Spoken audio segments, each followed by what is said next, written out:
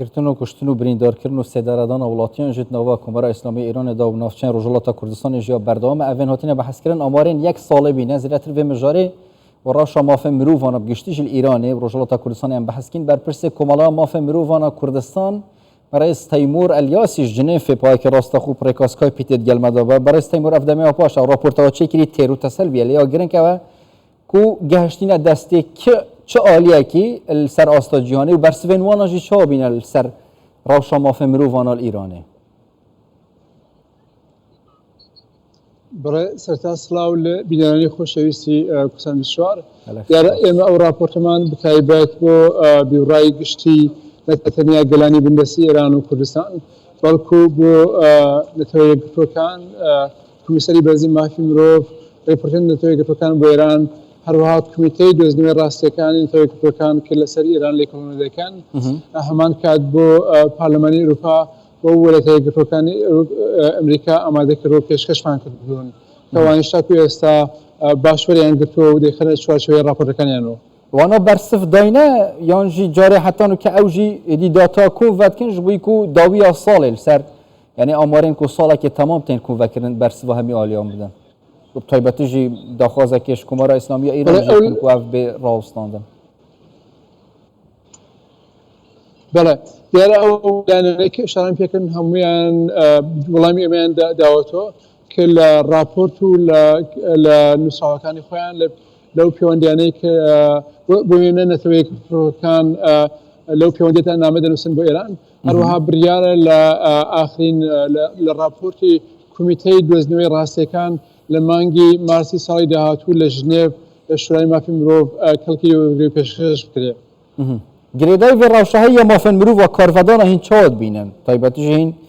هر تشتکی ادی زانیاری آورگن او کارفدان این های سر آستان نف دولتی دیفینه اوا پیتوی یانجی بتنه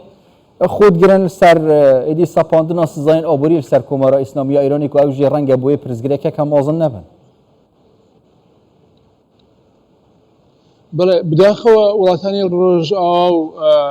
ولایت گفتوکانی امریکا یعنی کمتر گرنگی به پرسی نتوکانی ایران پرسی پیکاتن تو اینکانی ایران بدن و امش زور گرنگ بو که ام راپورتان پیشکش بکن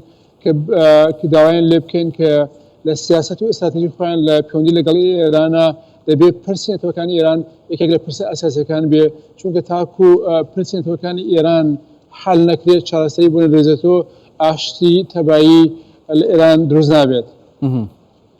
طيب تجاز قناة خب بشتي خو بيشان دارين جن جيان آزادي بكنو شهيد كرنا جينا أميني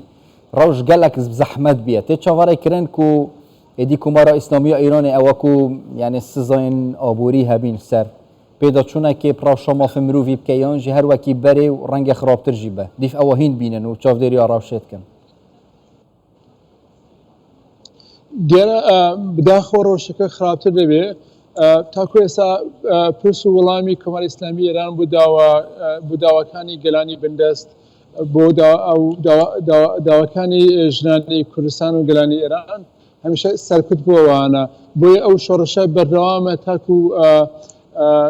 روحانی کمار اسلامی ایران امش لراپورت کامل دعوی امان کردو که لولاتانی اروپا بتایبتی پارلمانی اروپا ولایتکردانی اروپا که سپای پازران که دستی اساسیانه لسرکوتی گلانی بندست اوان بخین لیستی رشوه او بیم او کافی نیه او سزای تاکه کسی کلانی که اروپا یا امریکا و دری تنها سمبولیکا وانا او کافی نیه دبی براسی ولاتانی اروپا ولاتانی رجعه برپساتی خوان بجدی ورگرنو او سزایی که بتواتی بخنسر تایبتی سپای پاسداران که سرکوتکری یکمی گرانی بندستی ایران تایبت کردو بلوچه گلک سپاس بر پرسه کمالا مافه مرووانا کردستان برای تیمور الیاسی جنیفی پریاسکای پیدگل مدابون گلک سپاس بود